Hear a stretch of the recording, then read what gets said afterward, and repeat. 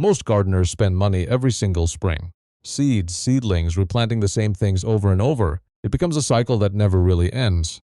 You finish the season, you clean everything up, and then a few months later you're back at the nursery doing it all over again.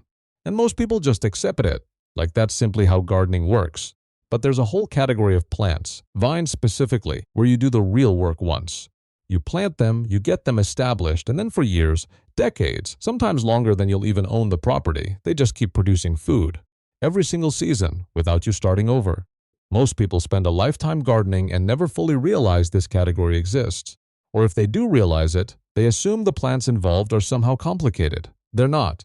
They just require a different kind of thinking. Less about this season, more about the next 10. That's what this video is about. 9 vines, plant once, harvest for life. I'll be honest with you right now. Number 9 on this list is one that almost nobody in the gardening space talks about. It's native to the United States, it's beautiful, it's edible. And most people walk right past it without knowing what they're looking at. Stay with me, because that one alone is worth watching this entire video. If you're new here, welcome to Serene Gardens. Practical, real information, no hype. Just things that actually work in the ground. Hit subscribe before we get into this, because the follow-up to this video, perennial vegetables that work alongside these vines to build a complete food garden, is already being made. You won't want to miss it. Alright, let's go. Vine number 1. Grapes. You probably already know grapes grow on a vine. But what most people don't realize is just how long a single grapevine can actually live and produce. 30 years, 50 years, sometimes over 100. There are vineyards in Europe with vines older than the United States itself. You're not building a vineyard, but the principle is the same. You plant a grapevine once, get it established over a couple of seasons, and it becomes a permanent feature of your landscape that feeds you every fall without replanting anything. Here's what surprises most people. Grapevines are productive across almost every climate zone in the country. Cold-hardy varieties for zones 3 and 4, we're talking Minnesota winters. Heat-tolerant muscadine varieties that thrive in zones 8 and 9 through the deep south. Concord for the north, muscadine for the south. Hundreds of cultivars in between for almost every region in the country. Year 1 and 2, you're training the vine, building the framework. Year 3, you see real fruit. Year 4 and beyond, you're harvesting reliably. And then it's just annual pruning to keep production high. What most people don't think about, grapevines are one of the best natural privacy screens you can plant. Dense summer foliage along a fence or arbor, then gone in winter so you get full light when the sun is lower. That double function, food plus privacy, is something a lot of gardeners don't plan for up front and genuinely wish they had. And the leaves are edible. If you've ever had stuffed grape leaves at a Mediterranean restaurant, those came from a vine exactly like the one you could grow on your back fence. One grapevine, privacy screen, 40 plus years of fruit, edible leaves. That's a serious return from a single planting decision. Vine number 2, hardy kiwi.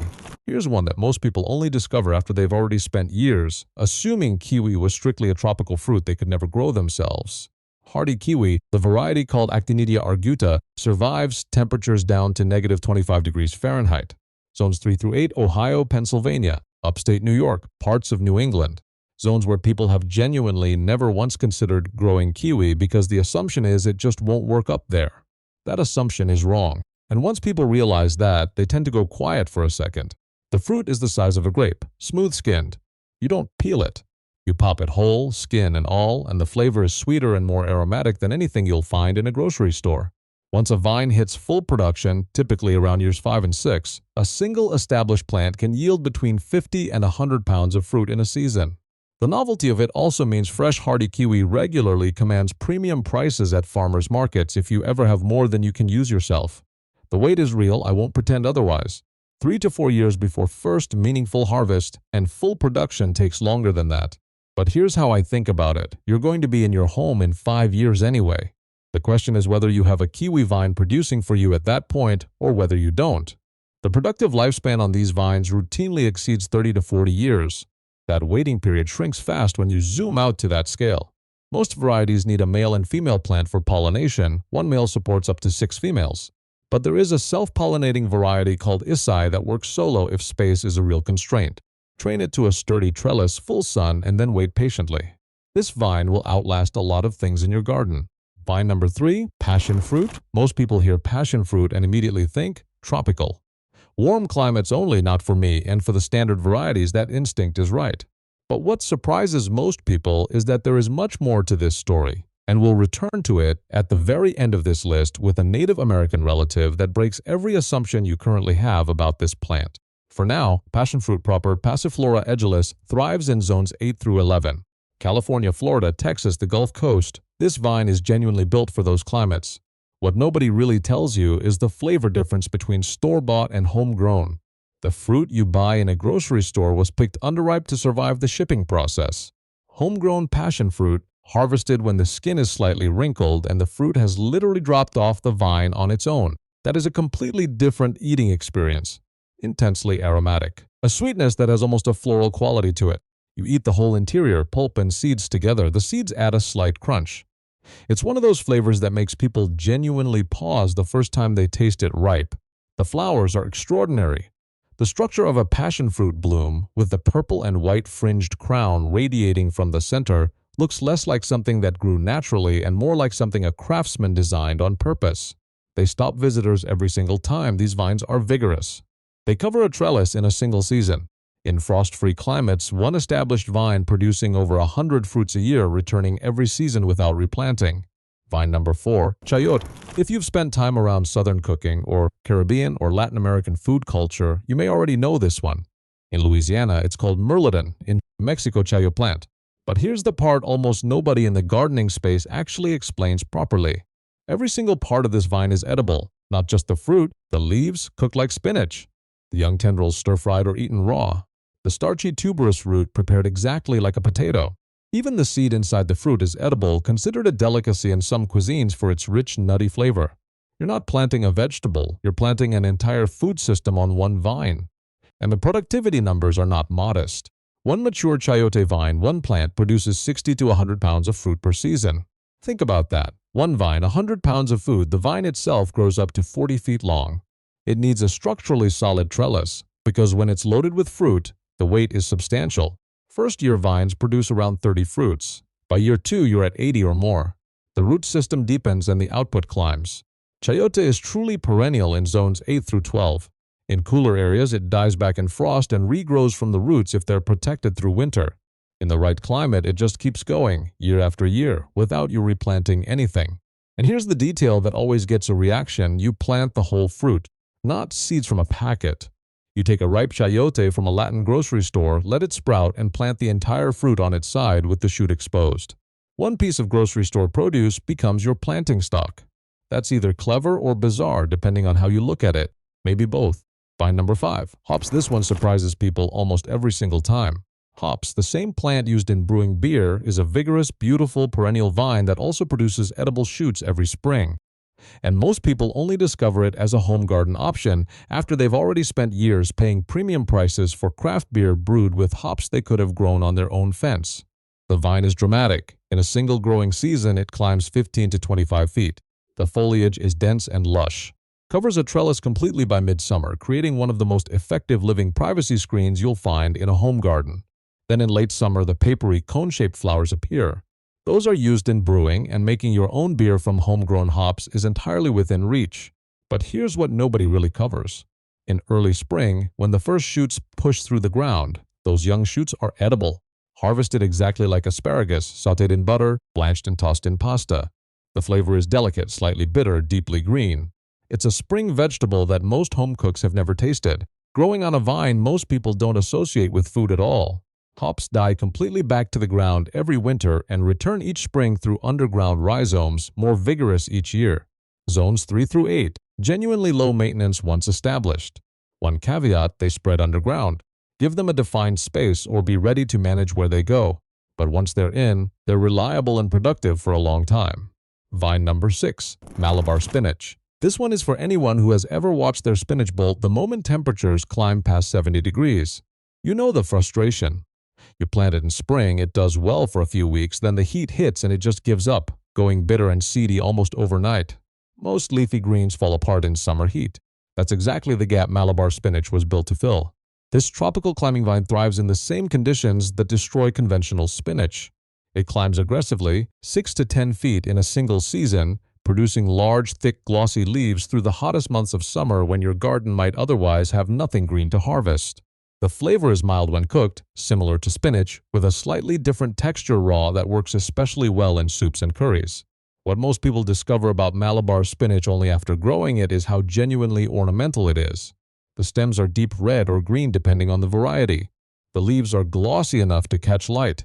Some gardeners grow it purely for looks without ever knowing it's edible, and then someone asks what that beautiful vine is and they find out. Late in the season, it produces small dark purple-black berries that have historically been used as a natural food dye. The color is striking. In zones 9 through 11, it returns as a true perennial. In cooler zones, it's grown as an annual, but it produces so fast and so abundantly through the summer months that most gardeners don't mind starting fresh each spring. If you've been frustrated by the narrow growing window for leafy greens in summer, this vine genuinely solves that problem. Vine number 7. Thornless blackberries. If you've grown traditional blackberries before, you know the experience. Extraordinary fruit. Genuinely painful thorns that make harvesting feel like a minor ordeal every time you approach the plant. Here's what most recommendations leave out. Thornless varieties are widely available and fully productive. Triple Crown, Chester, Wachita. These give you everything the standard plant gives you without the scratching, snagged clothing, and reluctance every time you go to pick. Blackberries are perennial by nature. The root crown is permanent. The canes are biennial. They grow in year 1, produce fruit in year 2, then you cut them down and new canes rise to replace them. It's a cycle that repeats indefinitely, zones 5 through 9. They'll grow on a fence, trellis, or basic post and wire system. About an inch of water per week during fruiting and annual pruning, genuinely the full care requirement. A mature thornless blackberry planting yields 5 to 10 pounds of fruit per plant per season, not per acre, per plant. Here's the thing about removing thorns from the equation. When picking is painless, people actually pick. Kids pick without hesitation. The fruit gets harvested and used instead of left to drop because reaching in felt like too much. Jam, cobbler, frozen berries for smoothies all winter. And pollinators love the blossoms in spring, which benefits everything else growing nearby. What I want you to think about is the compounding nature of an established blackberry hedge. Year 1, a few berries, mostly establishment. Year 2, a real harvest that surprises you. Year 3, and every year after that, more fruit than you know what to do with. That's the trajectory, and it just keeps going. One well-maintained, thornless planting produces reliably for 15 to 20 years without replanting a thing. Vine number 8, Scarlet Runner Bean, technically a perennial in zones 7 through 11, and one of the highest producing annuals everywhere cooler. In a single season, this vine does more than most plants accomplish in 3, the flowers first. Brilliant scarlet red, blooming continuously from midsummer into fall, absolutely covered in hummingbirds from the moment they open. If you've wanted hummingbirds in your garden close enough to actually observe, plant scarlet runner beans on a trellis near a window. The hummingbirds find them reliably every time. Young pods at 6 to 8 inches are eaten exactly like green beans, tender, slightly richer in flavor. Let the pods mature and dry on the vine and you get large, striking beans with deep purple and crimson markings. Beautiful enough that people store them in glass jars just for the look. Flavorful enough to be a serious ingredient in winter cooking. Earthier and meatier than common beans. The flowers are edible too and visually dramatic in a salad. In cooler zones, collect seed at season's end and replant in spring. 60 to 90 days to harvest, fast enough that replanting annually barely registers. In zone 7 or warmer, the tuberous root overwinters and the vine returns without you doing anything. One vine, hummingbirds, summer green beans, dried winter beans, edible flowers. Everything from one planting. There's also a practical beauty in the scarlet runner bean that doesn't get talked about enough. Because it climbs so fast and blooms so dramatically, it can transform a bare, ugly fence or a plain trellis into something that looks intentional and designed in a single season.